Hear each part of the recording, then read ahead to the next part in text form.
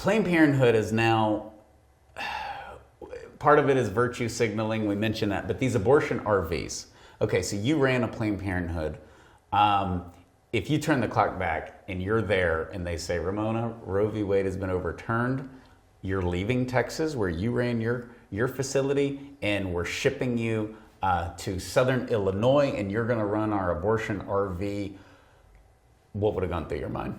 They're crazy and I'm out of here. That's probably would have gone through my mind because I can't imagine logistically how that's going to work. And then, of course, everyone goes and works for Planned Parenthood thinking that Planned Parenthood cares about women, right? Because that's what I thought, that I was, concerned about women, their health and helping women. And I don't see how running an RV is showing that it proves in any way that there is concern and true concern about women's health. There's no prenatal care on the abortion RVs, and it's just shady. I mean, when you think of an RV, there's blood drives and the pregnancy centers can do ultrasounds. This is an invasive surgery. Right. That's, by the way, the most controversial surgery in our country. Women will sort of hide their appointment. A woman tells an average of one person before she has an abortion, you're going to a parking lot, you're parking or they're lining up the cars. Again, logistically, this is, unless they do it like COVID and you sit in your car's the waiting room, but then their license plates. I mean, women don't want anyone to know they're there. And it shows once again how detached they are from the women they claim to be serving. I mean, the pro-life movement truly loves the women and the babies, but our actions show that. I mean, we give them free medical care, confidential. We're not doing surgeries on people in the parking lot of a Walmart.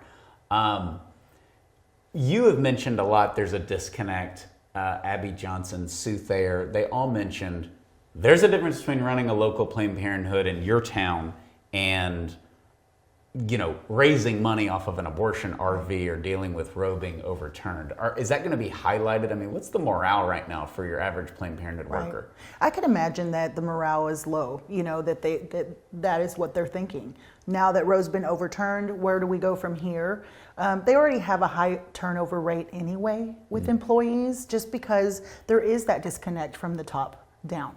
And even within the affiliates themselves, there's just constantly, there's employees being turned over regularly because a lot of administrative issues that you find within the affiliates themselves. So I can imagine that, the idea of going and working on an RV is not something they signed up for. Yeah, and it's just unprofessional. Running an RV on its own, you can ask people who own them or retired or whatever. I mean, it's a lot of work. You can enjoy it, but it's a lot of work.